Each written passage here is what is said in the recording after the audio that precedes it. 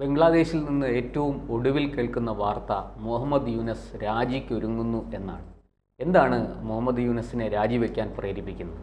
കാരണം കുറച്ച് നാളുകളായി തന്നെ നാം പ്രതീക്ഷിച്ചിരുന്ന ഒരു വാർത്തയാണ്. മുഹമ്മദ് യൂനിസിന് എന്തായാലും ബംഗ്ലാദേശ് പോലൊരു രാജ്യത്തെ അങ്ങനെ വലിയ രീതിയിൽ മുന്നോട്ട് നയിക്കാൻ അദ്ദേഹത്തിന് കഴിയില്ല. അത് തന്നെയാണ് ഇപ്പോൾ ഇവിടെ ഉണ്ടായിരിക്കുന്നത്. പ്രത്യേകിച്ച് നമുക്കറിയാമല്ലോ, സംവരണ പ്രക്ഷോഭവുമായി ബന്ധപ്പെട്ടാണ് അവിടെ ഈ അധികാരമാറ്റം ഉണ്ടാകുകയും ഈ നോബൽ പ്രൈസ് ജേതാവായി ഇദ്ദേഹം കടന്നു വരികയും ചെയ്തു. അന്ന് തന്നെ ഈ ഷെയ്ഖ് ഹസീന പറഞ്ഞിരുന്ന ഒരു കാര്യമുണ്ട്, എന്നെ അമേരിക്കയുടെ ഇടപെടലിനെ തുടർന്നാണ് ഇവിടെ നിന്നും മാറ്റിയതും അതിന് പകരമായാണ് ഇയാളെ കൊണ്ടുവന്നതും എന്ന രീതിയിലുള്ള പ്രസ്താവന വന്നിട്ടുണ്ട്. ആ കാലത്തെ ഭരണം നമുക്കറിയാമല്ലോ അല്ലേ, ആ കാലത്തെ ഭരണം അമേരിക്കയിൽ നിന്നും മാറിയിട്ടുണ്ട്. ഇപ്പോൾ ട്രംപ് ഭരണകൂടം വന്നതിന് ശേഷം അദ്ദേഹത്തിന് ഈ മുഹമ്മദ് യൂനിസിനെ പിന്തുണയ്ക്കാൻ താല്പര്യമില്ല. അദ്ദേഹത്തിന് വ്യവസായമാണ് പ്രധാനം. അദ്ദേഹം വ്യവസായപരമായി മുന്നോട്ട് പോവുകയാണ്.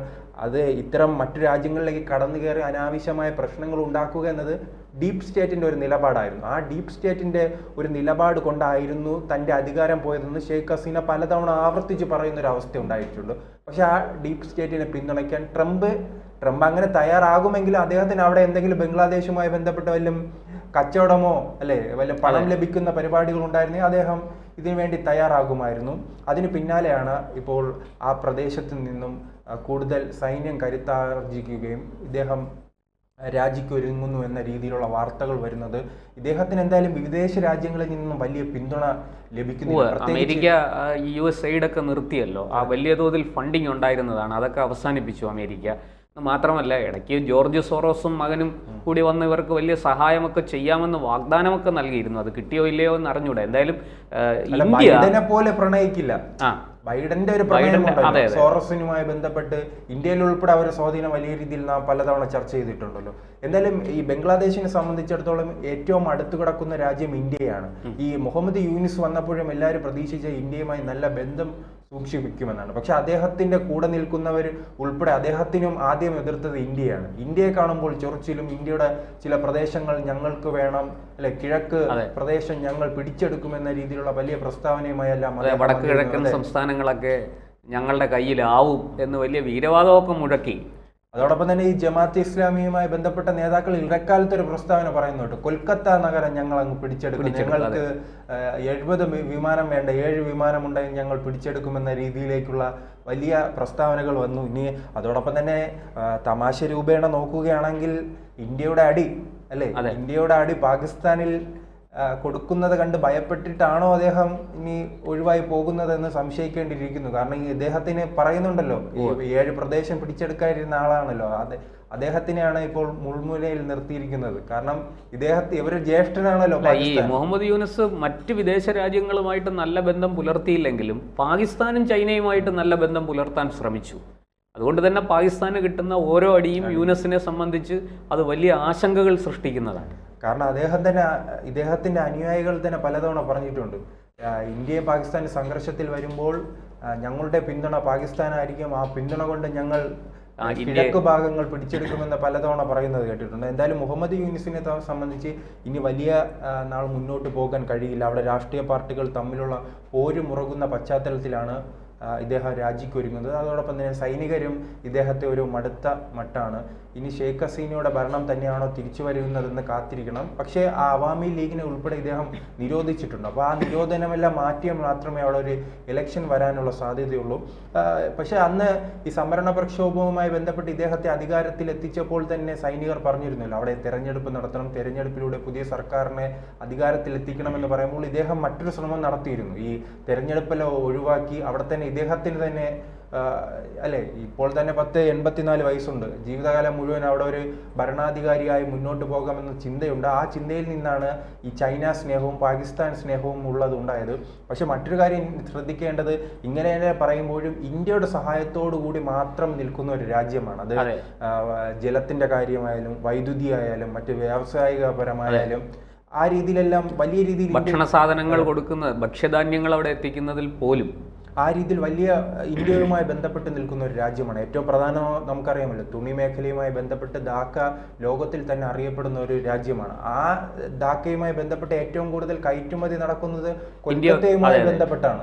അപ്പോൾ ഇന്ത്യ ആ രാജ്യത്തെ കൈയൊഴിയുകയാണെങ്കിൽ പൂർണ്ണമായി തന്നെ ആ രാജ്യം പട്ടിണിയിലേക്ക് പോകുന്ന ഒരു അവസ്ഥയുണ്ട്.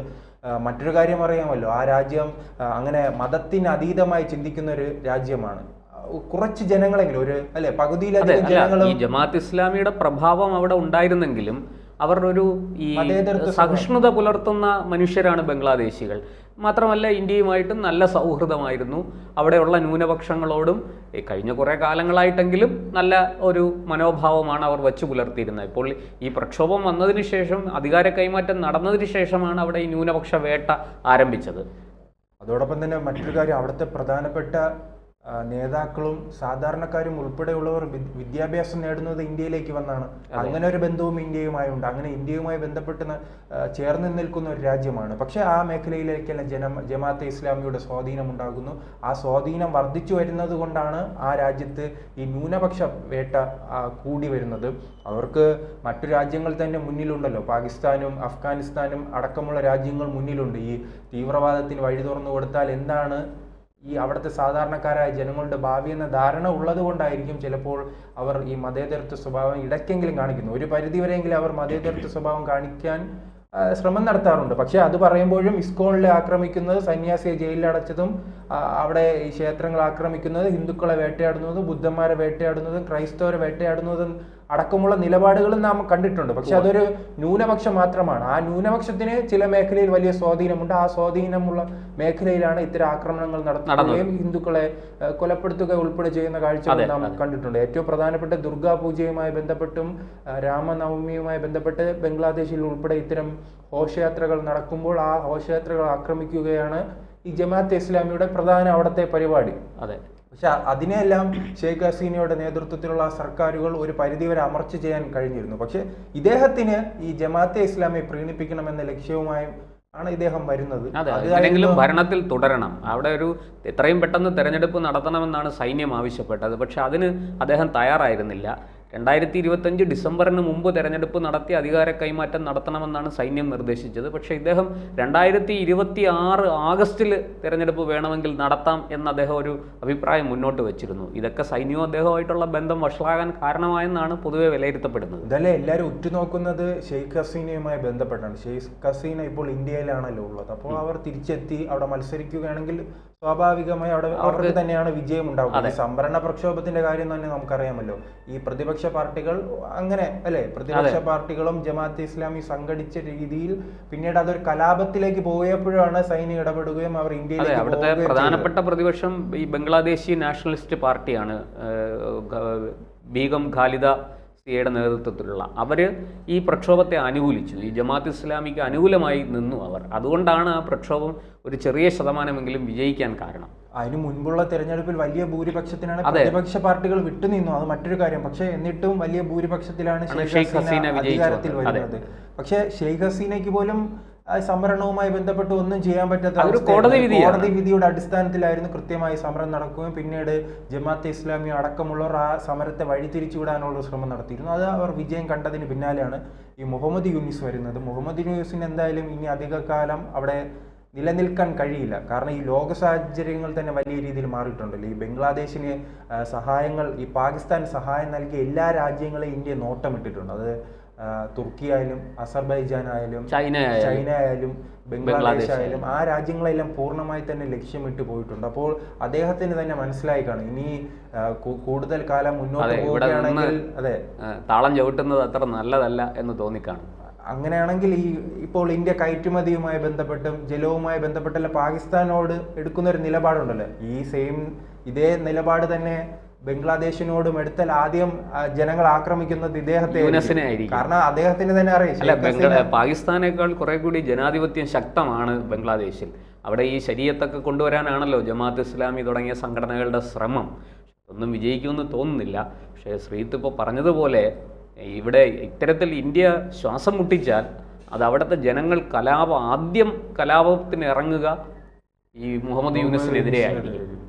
അതുകൊണ്ട് തന്നെയാണ് അദ്ദേഹം അത് മനസ്സിലാക്കി രക്ഷപ്പെടാനുള്ള വഴി നോക്കുന്നത്. കാരണം ഇപ്പോൾ ഈ പ്രതിസന്ധി അറിയാമല്ലോ, ഇന്ത്യ നോട്ടമിട്ടിരിക്കുന്ന എല്ലാ രാജ്യങ്ങളുമുണ്ട്. അതിന്റെ തുടക്കം നാം തുർക്കിയിൽ കണ്ടു, ചൈനയിൽ കണ്ടു, അസർബൈജാനിൽ കണ്ടു, ബംഗ്ലാദേശിലും അത് കാണുക തന്നെ ചെയ്യുമെന്ന് ചിലപ്പോൾ ഇദ്ദേഹത്തിന് മനസ്സിലായി കാണും. അതുകൊണ്ടായിരിക്കും ഈ രക്ഷപ്പെടാനുള്ള പ്രാദേശിക പ്രശ്നങ്ങൾ ചൂണ്ടിക്കാട്ടി എങ്ങനെയെങ്കിലും ആരെങ്കിലും തലയിൽ വെച്ച് രക്ഷപ്പെടാനുള്ള ഒരു ശ്രമം നടത്തുന്നത്.